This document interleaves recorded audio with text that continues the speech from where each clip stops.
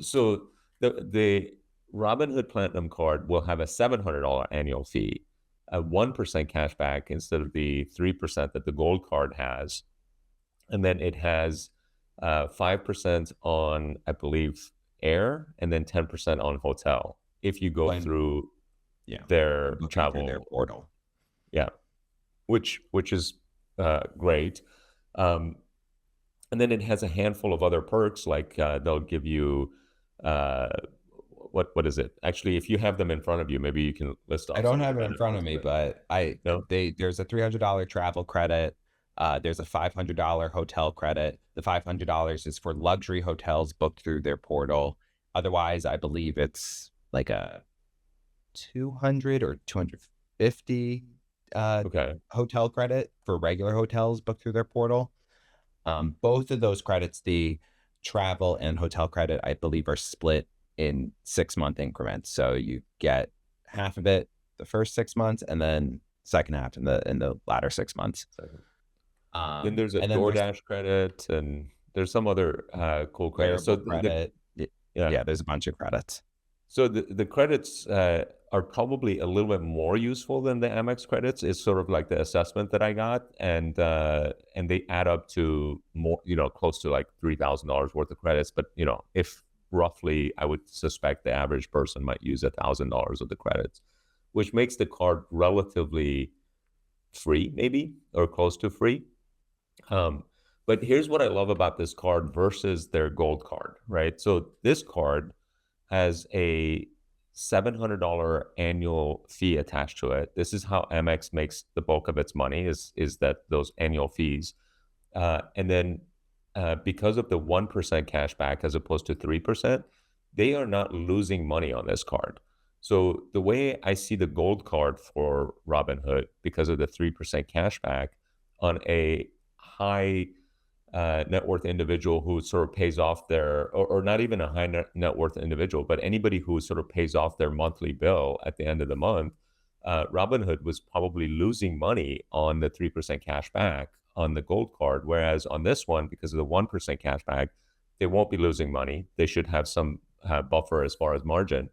And then the $700 annual fee is going to actually generate some meaningful revenues because every million potential customers for the Robinhood Platinum, and I'm not sure if there are a million people out there who would get it, but for every million, there would be an additional $700 million worth of revenue, um, relatively high margin revenue, because I suspect those agreements that they have worked out probably represent less than 30-40% of the cost of the annual fee for them. So this is another example of Robinhood introducing another great product, just another checkbox on the list of continued additional financial products that just continue to do well.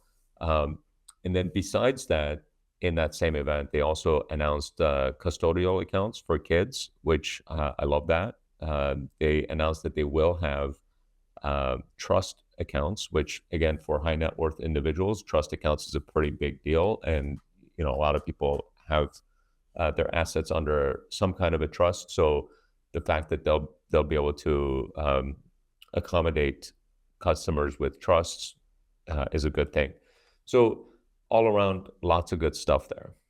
Yeah, with the custodial accounts, the presentation really highlighted their UTMA and UGMA, that's what it's called, accounts, which are like tax advantage accounts for kids. The tax Right. advantage is up to a certain dollar amount, it's 0% tax. Then the next bracket is 10% tax. And then the next bracket is matching whatever the parent's bracket is.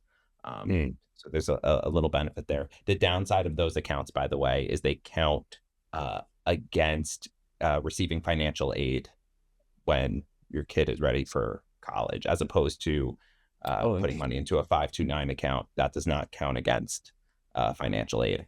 And Robinhood also announced down the road they're going to support 529 accounts in addition to those trust accounts. Right, right.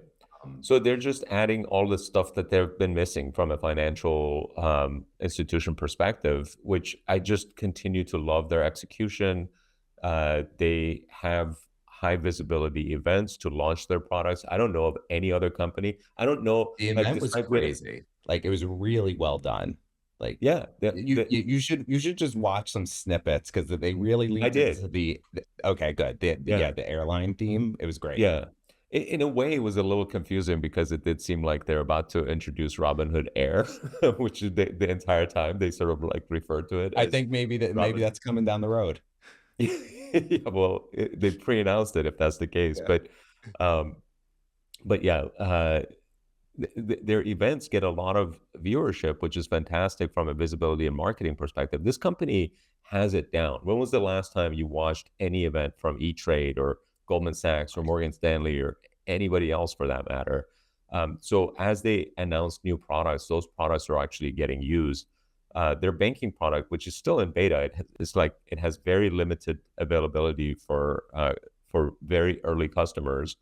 Most people don't have access to Robinhood banking, but these guys just broke $1 billion of assets in their banking uh, uh, platform. So uh, I love Robinhood's execution. It's fantastic. In fact, uh,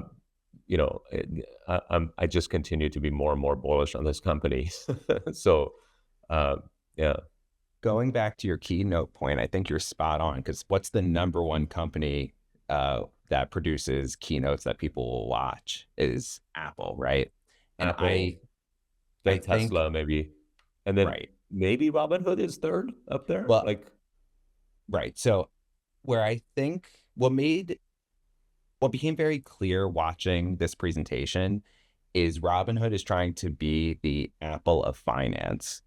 right, Not right. So like not only does Apple have the iPhone, the iPad, the MacBook, where they provide a product for all your needs, which Robinhood's slowly doing, but they're right. also the default for a lot of users, right? Like you don't need to think about what computer to get or what phone to get. You just get whatever the Apple one is. And that's where Robinhood wants to position themselves. And they're doing a great job uh, with each individual product. And I think the harder part that they need and they're actively working on this, but this is the real challenge is how do they become that default brand? Which, by the way, you mentioned Tesla. Tesla is also that brand for a lot of people buying a car, where they're just going to Right. go with Tesla. So I think right now, obviously, Robinhood's brand and design are very strong, but I think it almost leans a little too advanced where they need to start adjusting their at least marketing to be a little bit more inviting, a little bit more welcoming. And it's as simple as switching from dark mode as the default to light mode, you know, um, Right, right. just to get Yeah, more people into the ecosystem. yeah, that's interesting. Now, you mentioned, I think on the agenda, I saw that you wanted to also talk about X money. I actually haven't Yes. looked into what X money is. So So So X, the social network, started doing a like beta rollout of X Money, which has been Elon's been talking about for a while. Um, updating X to be the everything app and being able to do uh, banking and peer-to-peer transactions like a Venmo right inside of X. So and the most interesting thing about it to me is at least for now they're offering 6% interest hmm. on your banking, which I don't know how sustainable that is. I don't know how they're doing it, but that was the most like unique feature that I could tell that this provided. But my question to you was like, do you think that this is potentially a threat to Robinhood in any way? Well, let's talk about that 6%. So are they basically introducing banking capabilities for just a Yeah. moment? So um, it's not a brokerage account in the same way that Robinhood is a No, it's brokerage not account, right? investing, at least not right now. It's just banking and then that Venmo capability of sending people money. Of sending money to others. So it's sort of like PayPal or whatever. So I mean, one way to think about the 6% is that 3.5% is roughly what's normal. So it's sort of like Robinhood's 2.5% bonus or 2% or 3% bonus at different times that they've done for you to transfer money over. But they're sort of doing it a little bit at a time, and all they have to do it for is 1 year, and it would be the equivalent of the 2% extra. So it's not that costly from a customer acquisition standpoint, assuming that the eventual value of each customer pays off those 2%, and then they can bring the 6% down to the normal 3.5% range in a year. So that part, while it's not sustainable long term, it's an easy way to sort of get lots of customers quickly, and potentially higher value accounts more quickly, because the assumption is that if you wouldn't care about 6% if you have $200, but you might if you have $20,000, right? So Sure. it makes a little bit more sense there. Um, as far as how that compares to Robinhood, like, it's very difficult to penetrate an existing leader in a particular space. And one of the things that the reason everybody is not already on Robinhood, for example, is because it's very hard to get people to switch from something else to your platform. So Robinhood, it has taken them roughly 15 years to get to where they are by offering a significantly better platform for everything that they have entered into for a significantly lower cost than everything else that already exists. When Robinhood initially started doing brokerage accounts, they were offering free trades when the average brokerage was charging $10 per trade. So, if you had 100 trades per year, that's $1,000 of savings. Or if you had 100 trades per month, that's $1,000 of savings per month for you, right? If you switched over to Robinhood. So they've given you a lot of great reason to switch over to Robinhood.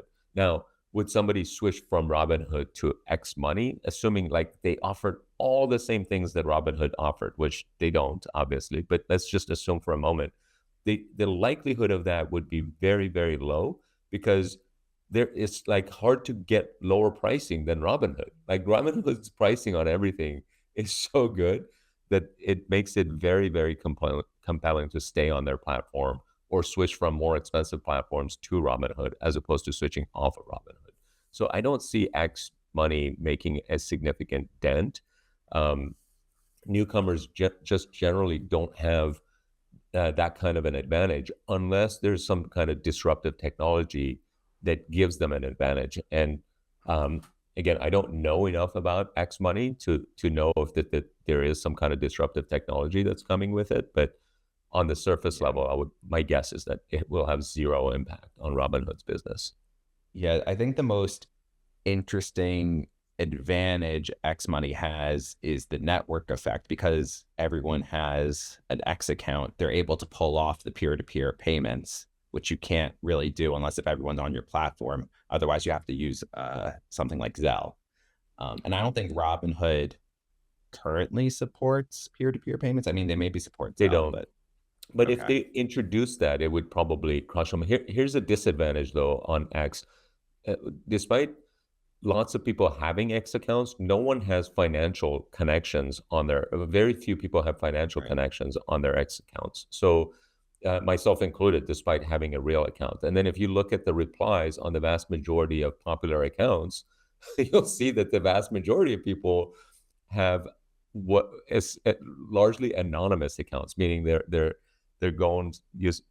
using pseudonyms or not the real name or real information. So again, a platform where you're just spewing out your random ideas, or maybe being openly racist on because you can hide behind an anonymous account, is not the same platform that you're probably going to send money to someone, where you have to have the know your customer criteria, where banking institutions or financial institutions have to know their customers in depth. So the moment you want to sort of cross that financial aspect of X, they're going to know everything about you. You can't just have an anonymous account. So yeah, I just, if you take X's, I don't know what they have, like 500 million accounts, it would probably be down to single digit millions, maybe 10 million accounts where people are using their real information. If that would even shock me. And then of those, nobody has financial connections to those accounts. You still have to provide all of that information to them in order to connect your bank and all that stuff. So, I mean, it's an uphill battle for sure. It's Uh, an interesting idea by Elon, but yeah, right. we'll Two see how other much traction it gets.